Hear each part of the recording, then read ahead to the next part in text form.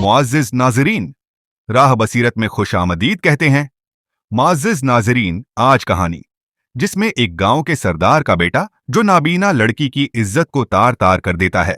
मुआज़्ज़िज़ नाज़रीन, एक छोटे से गांव में मारिया नाम की एक मासूम और बहादुर लड़की रहती थी जो आंखों से नाबीना थी।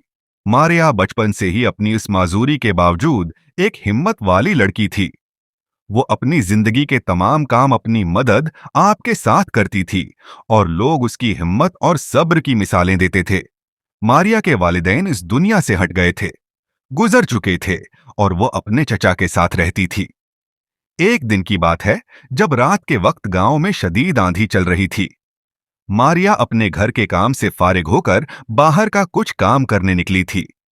उसने अपनी लाठी के सहारे रास्ता ढूंढा और काम निपटाने के बाद घर वापस लौट रही थी। लेकिन कुदरत ने उसके लिए एक और ही आजमाइश है का इंतजाम कर रखा था। गांव के एक बासर आदमी का बेटा, जो कि बहुत बदनाम था और ताकत के नशे में चूर रहता था, इस रात मारिया के रास्ते में आ गया। इसने मौका का फायदा उठाते हुए मारिया पर हमला किया और उसे अपनी दरिंदगी का निशाना बनाया। मारिया न देख सकती थी, लेकिन उसके दिल में खौफ की लहरें दौड़ रही थीं। वो बेबस थी, चीख नहीं सकती थी, क्योंकि उसके आसपास कोई मदद के लिए मौजूद न था। चौहदरी के लड़के ने अपनी हौस पूरी की, नाबीना लड़की की इज्जत को तार तार कर दिया। ये जुल्म खत्म होने के बाद मारिया जख्मों और तकलीफ से टूट चुकी थी, लेकिन उसने हार नहीं मानी। अगले दिन वो अपने चचा के साथ बादशाह के दरबार में पहुंची ताकि इंसाफ की फरियाद करे। बादशाह का दरबार हमेशा इंसाफ के लिए मशहूर था और वहां हर शख्स को उम्मीद थी कि मारिया को भी इंसाफ मिलेगा। मारिया ने बादशाह के हाथ में एक छोटी सी पत्थर की धार है सामने अपनी दास्तान सुनाई और गांव के लोग जो दरबार में मौजूद थे सब हैरान वो परेशान थे कि एक नाबीना लड़की के साथ इतनी बड़ी नाइंसाफी कैसे हो सकती है।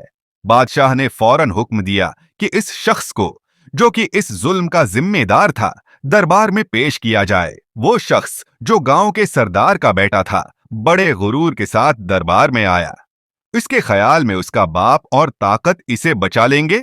इसने मारिया की तरफ देखकर हंसी उड़ाई, जैसे वो यकीन रखता हो कि मारिया की फरियाद कोई मानी नहीं रखती।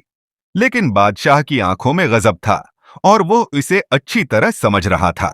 बादशाह ने पूछा कि क्या मारिया उस शख्स को पहचानती है।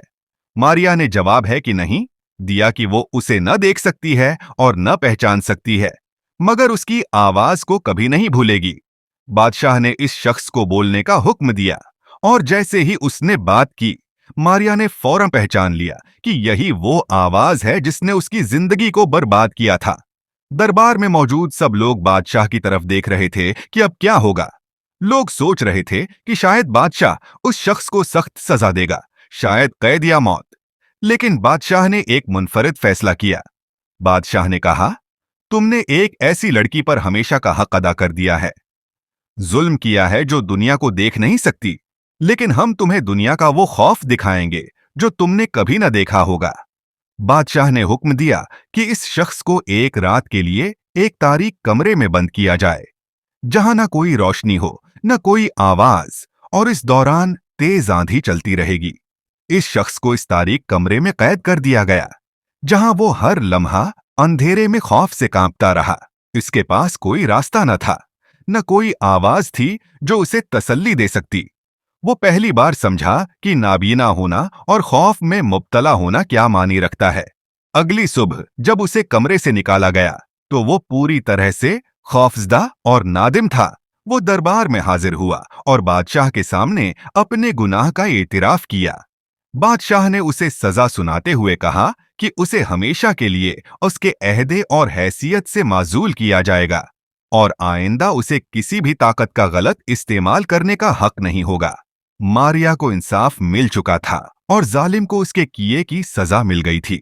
बादशाह ने गांव के लोगों के सामने ऐलान किया कि आइंदा से किसी भी कमजोर या माजूर शख्स पर होने वाले जुल्म के खिलाफ सख्त कार्रवाई की जाएगी, चाहे वो शख्स कितना ही बासर क्यों ना हो। ये कहानी इस बात का सबक देती है कि इंसाफ और जुल्म का कोई ताल्लुक अंधेरी रात या ताकत से नहीं होता, बल्कि वो दिल की रोशनी और जमीर की सच्चाई पर मुनहसर है।